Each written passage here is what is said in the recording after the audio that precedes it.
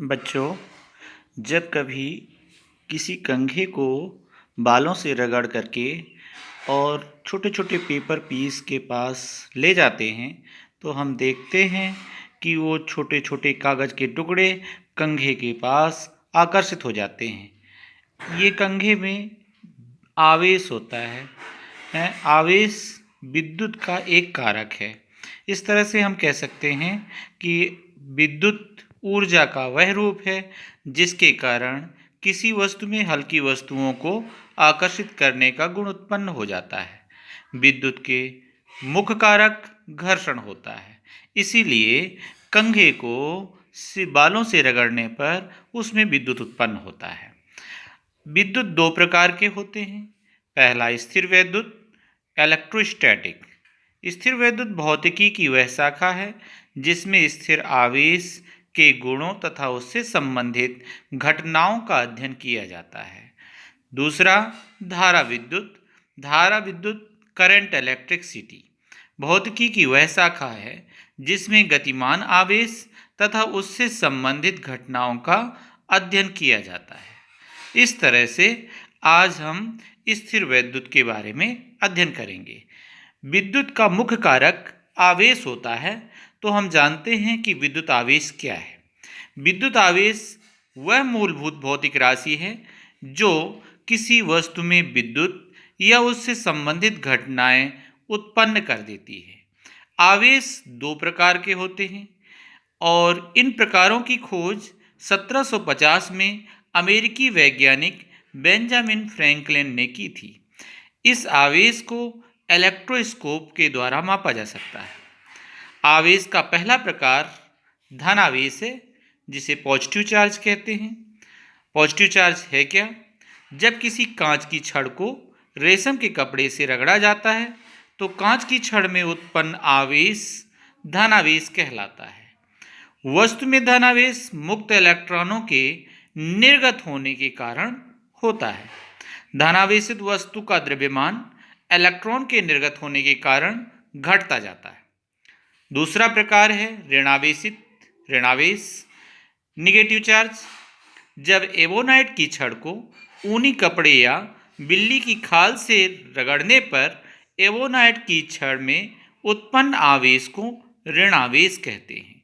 वस्तु में ऋणावेश मुक्त इलेक्ट्रॉन के ग्रहण करने के कारण होता है। इसी कारण ऋणावेशित वस्तु का द्रव्यमान बढ़ जाता है।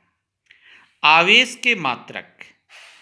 आवेश का एसआई मात्रक कूलाम है और सीजीएस मात्रक दो प्रकार के होंगे, क्योंकि स्थिर आवेश में स्थिर वैद्युत मात्रक होगा और आवेश का सीजीएस मात्रक में स्थिर वैद्युत मात्रक स्थैतिक कूलाम है।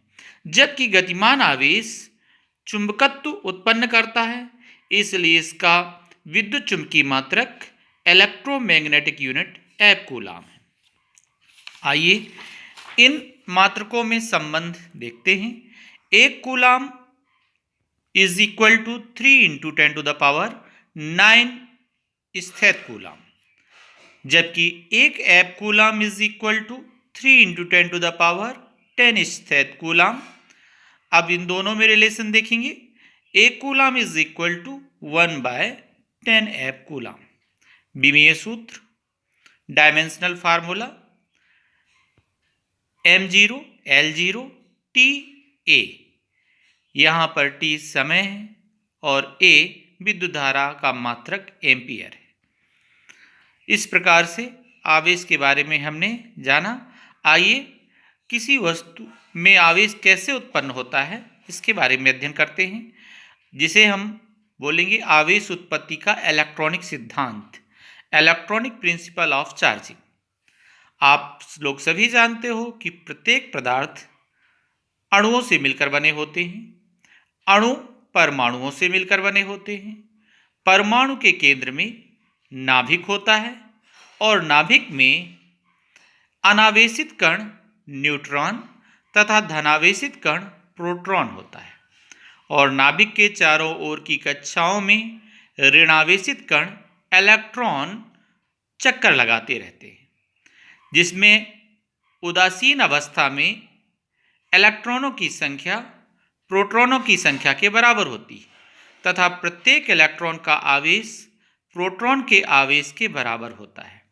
जब किसी एक पदार्थ को दूसरे पदार्थ से रगड़ा जाता है तो पहले पदार्थ में बाहरी कक्षा में उपस्थित जो क्षीण आकर्षण बल से बंधे इलेक्ट्रॉन होते हैं वो मुक्त इलेक्ट्रॉन कहलाते हैं। यही मुक्त इलेक्ट्रॉन दूसरे पदार्थ में चले जाते हैं।